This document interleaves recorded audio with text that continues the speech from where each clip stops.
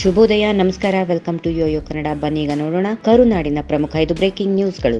ರೇಣುಕಾಸ್ವಾಮಿ ಕೊಲೆ ಆರೋಪದ ಕೇಸ್ನಲ್ಲಿ ಜೈಲು ಸೇರಿರುವ ನಟ ದರ್ಶನ್ ಅವರನ್ನ ಬಿಡುಗಡೆ ಮಾಡಿಸಲು ಅವರ ಪತ್ನಿ ವಿಜಯಲಕ್ಷ್ಮಿ ಅವರು ಈಗಾಗಲೇ ಸಾಕಷ್ಟು ಕಾನೂನು ಪ್ರಯತ್ನಗಳನ್ನ ಮಾಡುತ್ತಿದ್ದಾರೆ. ಮಹತ್ತರ ಬೆಳವಣಿಗೆ ಎಂಬಂತೆ ದರ್ಶನ್ ಬಿಡಿಸಿಕೊಳ್ಳಲು ವಿಜಯಲಕ್ಷ್ಮಿ ಅವರು ಡಿಸಿಎಂ ಡಿಕೆ ಶಿವಕುಮಾರ್ ಅವರ ನೆರವಿಗೆ ಧಾವಿಸಿದ್ದಾರೆ. ಈ ಬಗ್ಗೆ ಖುದ್ದು ಡಿಕೆಶಿ ಅವರೇ ಬಹಿರಂಗಪಡಿಸಿದ್ದಾರೆ. ರಾಮನಗರ ಕರಗ ಉತ್ಸವದಲ್ಲಿ ಡಿಕೆಶಿ ಅವರು ಮಾತನಾಡುತ್ತಿದ್ದ ವೇಳೆ ದರ್ಶನ್ ಅಭಿಮಾನಿಗಳು ಡಿ ಬಾಸ್ ಎಂದು ಘೋಷಣೆ ಕೂಗಿದ್ರು. ಈ ವೇಳೆ ಮಾತು ಮುಂದುವರೆಸಿದ ಡಿಕೆಶಿ, ಕೇಸ್ನಲ್ಲಿ ಏನಾದರೂ ಅನ್ಯಾಯವಾಗಿದ್ರೆ ಸರಿಪಡಿಸಲು ಕಾನೂನಿನ ಅಡಿಯಲ್ಲಿ ಪ್ರಯತ್ನ ಮಾಡುತ್ತೇನೆ. ಅಷ್ಟೇ ಅಲ್ಲದೆ ದರ್ಶನ್ ಪತ್ನಿ ವಿಜಯಲಕ್ಷ್ಮಿ ಅವರು ತಮ್ಮನ್ನು ಭೇಟಿ ಮಾಡಿ ಚರ್ಚಿಸಲು ಕೇಳಿದ್ದಾಗಿ ಡಿಕೆಶಿ ಹೇಳಿಕೆ ನೀಡಿದ್ದಾರೆ.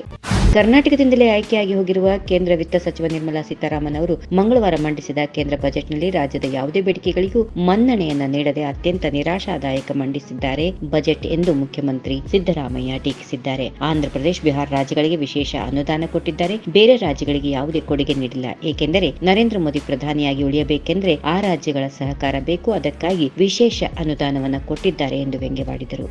ಕೇಂದ್ರ ಬಜೆಟ್ನಲ್ಲಿ ಕರ್ನಾಟಕಕ್ಕೆ ಯಾವುದೇ ಕೊಡುಗೆ ನೀಡಿಲ್ಲ. ಆಂಧ್ರಪ್ರದೇಶ, ಬಿಹಾರ್ಗೆ ಮಾತ್ರ ಈ ಬಜೆಟ್ ಸೀಮಿತವಾಗಿದೆ ಎಂದು ಸಿಎಂ ಸಿದ್ದರಾಮಯ್ಯ ಅವರು ಅಸಮಾಧಾನ ಹೊರಹಾಕಿದ್ದಾರೆ. ಬಿಹಾರ್ಗೆ ಹೆಚ್ಚು ನೆರವು ಕೊಟ್ಟಿದ್ದಾರೆ ಎಂದು ವಿಪಕ್ಷಗಳು ಟೀಕೆ ಮಾಡುತ್ತಿವೆ. ಹೆಚ್ಚು ಅಭಿವೃದ್ಧಿಗೆ ಒತ್ತು ನೀಡುವುದಕ್ಕೆ ಕಾರಣವೇನು? ರಾಜ್ಯ ಇಬ್ಬಾಗವಾದಾಗ ಆಂಧ್ರಕ್ಕೆ ವಿಶೇಷ ಪ್ಯಾಕೇಜ್ ಘೋಷಣೆ ಮಾಡಲಾಗಿತ್ತು. ಘೋಷಣೆ ಮಾಡಿದ್ದೇ ಕಾಂಗ್ರೆಸ್, ಆದರೆ ಜಾರಿಗೆ ತಂದಿರಲಿಲ್ಲ. ಈಗ ಪ್ರಧಾನಿ ಮೋದಿಯವರು ಜಾರಿಗೆ ತಂದಿದ್ದಾರೆ. ನಮ್ಮ ರಾಜ್ಯದ ಯೋಚನೆಗಳು ಯಾವುದೂ ಇಲ್ಲ ಎನ್ನುವ ಆರೋಪ ಇದೆ. ಈ ರೀತಿಯ ಟೀಕೆ ಮಾಡುವುದು ಸಹಜ. ಬಜೆಟ್ ಮಂಡನೆ ವೇಳೆ ಹೆಸರು ಹೇಳದೇ ಇದ್ದರೂ ರಾಜ್ಯಗಳಿಗೆ ಹಣ ಬಿಡುಗಡೆಯಾಗಲಿದೆ ಎಂದು ಹೇಳಿದ್ದಾರೆ. ಪ್ರಧಾನಿ ನರೇಂದ್ರ ಮೋದಿ ನೇತೃತ್ವದ ಎನ್ಡಿಎ ಸರ್ಕಾರ ರೈತ ಸ್ನೇಹಿ, ತೆರಿಗೆ ಹೊರೆ ರಹಿತ, ಸರ್ವಜನ ಕೇಂದ್ರಿತ ಹಾಗೂ ದೇಶ ಭವಿಷ್ಯ ಬರೆಯುವ ಸುಭದ್ರ ಬಜೆಟ್ ನೀಡಿದೆ ಎಂದು ಪ್ರತಿಪಕ್ಷ ನಾಯಕ ಆರ್ ಅಶೋಕ್ ಶ್ಲಾಘಿಸಿದ್ದಾರೆ. ರೈತರು, ಮಹಿಳೆಯರು, ಯುವ ಜನರು ತೆರಿಗೆ ಪಾವತಿಸುವವರ ಬದುಕನ್ನು ವಿಶ್ಲೇಷಿಸಿ ಅವರ ಅನುಕೂಲಕ್ಕೆ ತಕ್ಕಂತಹ ಬಜೆಟ್ ನೀಡಲಾಗಿದೆ ಎಂದು ಅವರು ತಿಳಿಸಿದ್ದಾರೆ. ಅದಕ್ಕಾಗಿ ಆರ್ಥಿಕ ಸಚಿವರಿಗೆ ಧನ್ಯವಾದ ತಿಳಿಸುತ್ತೇನೆ ಎಂದಿದ್ದಾರೆ.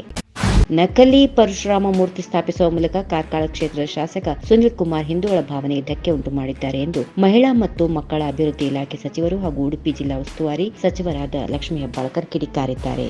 ಈ ವಿಡಿಯೋ ನಿಮಗೆ ಇಷ್ಟವಾದಲ್ಲಿ ಲೈಕ್ ಮಾಡಿ, ಶೇರ್ ಮಾಡಿ, ಸಬ್ಸ್ಕ್ರೈಬ್ ಮಾಡಿ.